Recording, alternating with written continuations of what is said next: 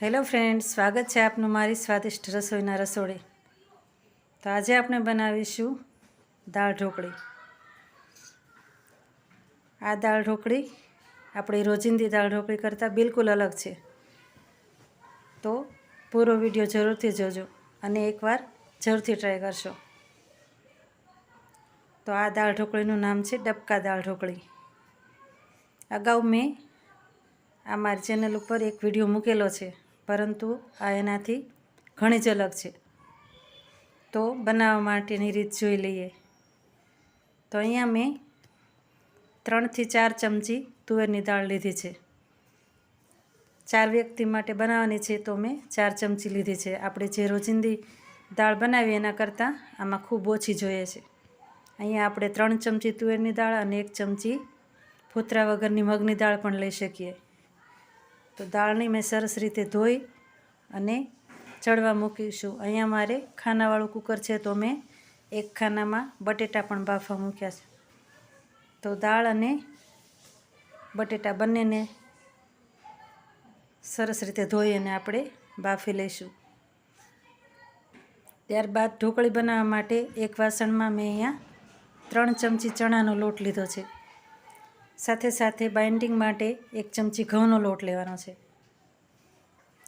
ત્યારબાદ આપણે એમાં રૂટીન મસાલા કરીશું। એના માટે 5 ચમચી હળદર, 5 ચમચીથી થોડું વધારે એટલું લાલ મરચું, 5 ચમચી ધાણા જીરું,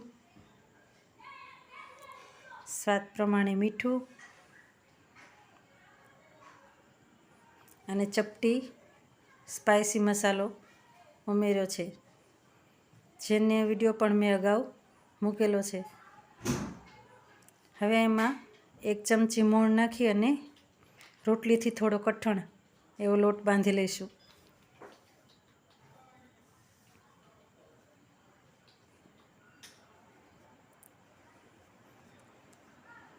થોડું થોડું પાણી નાખીને લોટ બાંધવાનો છે। ચણાના લોટમાં બહુ પાણી ઓછું જોઈએ। તો આપણે સરસ એવો લોટ બાંધી લઈશું।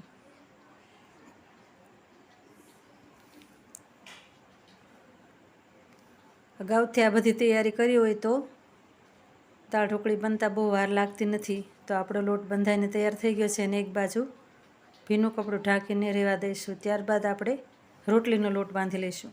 અહીંયા મેં 1 વાટકા ઘઉંના લોટમાં 1 મોટી ચમચી તેલનું મોણ દઈ અને રોટલીનો લોટ બાંધવાનો છે।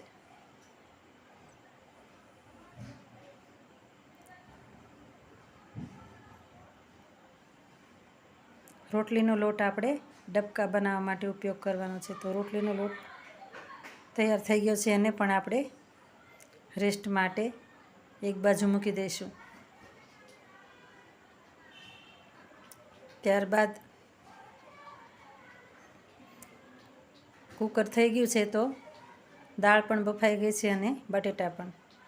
તો આપણે એમાં મસાલો કરી લઈશું। અહીંયા મેં બટેટા મેશ કરી અને એમાં આપણા રૂટીન મસાલા નાખ્યા છે, ધાણા જીરું, મરચું, હળદર અને સ્વાદ પ્રમાણે મીઠું। ત્યારબાદ 1 ચમચી શીંગનો ભૂકો નાખ્યો છે, 1 મોટી ચમચી દાડમના દાણા અને 1 ચમચી લીલી દ્રાક્ષ સમારીને નાખી છે। ત્યારબાદ 1 નાની ડુંગળી સમારીને નાખી છે। હવે આપણે એના ગોળા વાળી લઈશું। રોટલીના લોટમાંથી રોટલી વણી અને હલવો અંદર મૂકી અને એને પેટીસ વાળી લેવાની છે। અહીંયા આપણે ટિક્કીનો આકાર પણ આપી શકીએ, પરંતુ મેં એને મોમોઝ જેવો આકાર આપ્યો છે। તો આપણે બધા જ મિશ્રણમાંથી આવી રીતના ડબકા બનાવી લઈશું।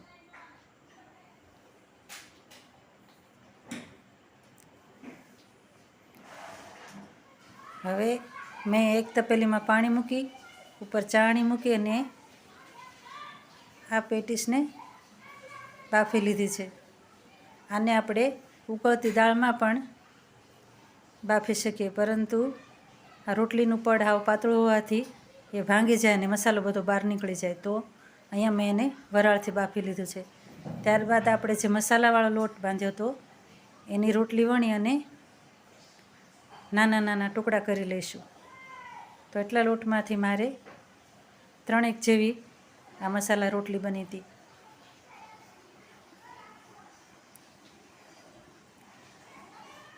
એના આપણે ટુકડા કરી લઈશું.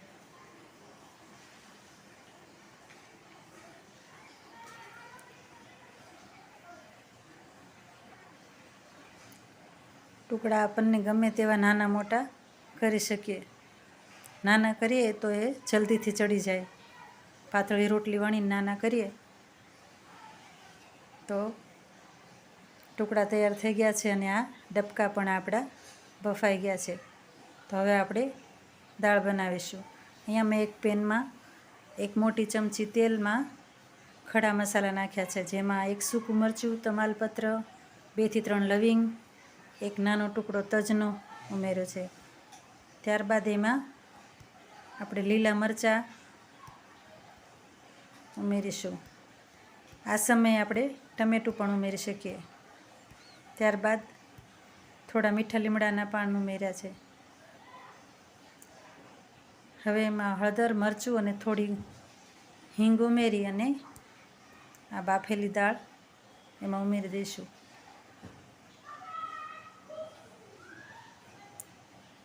હવે જ્યારે આ દાળ ઉકળવા લાગે, સ્વાદ પ્રમાણે મીઠું નાખીશું.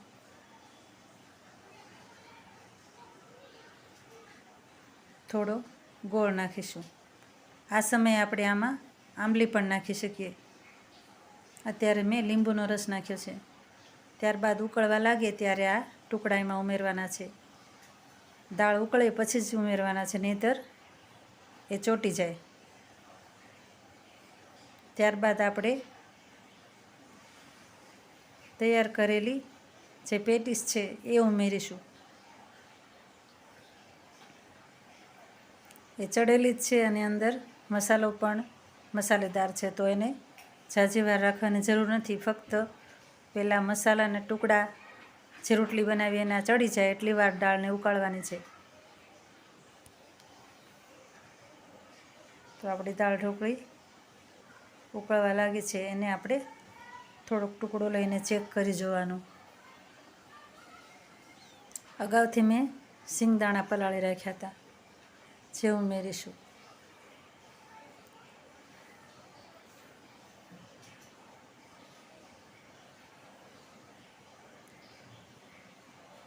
આ દાળ ઢોકળી એકદમ સરસ બને છે, તો એકવાર જરૂરથી ટ્રાય કરજો. તો તૈયાર છે આપણી ડબકા દાળ ઢોકળી, જેને આપણે ભાત સાથે સર્વ કરીશું. તમને જો મારી આ રેસીપી ગમી હોય તો લાઈક કરો, શેર કરો અને મારી ચેનલને સબસ્ક્રાઈબ જરૂરથી કરજો. અને એકવાર આ દાળ ઢોકળી જરૂરથી ટ્રાય કરજો. ફરી મળીશું એક નવા વિડીયો સાથે. ત્યાં સુધી જય હિન્દ, જય ભારત. Thank you.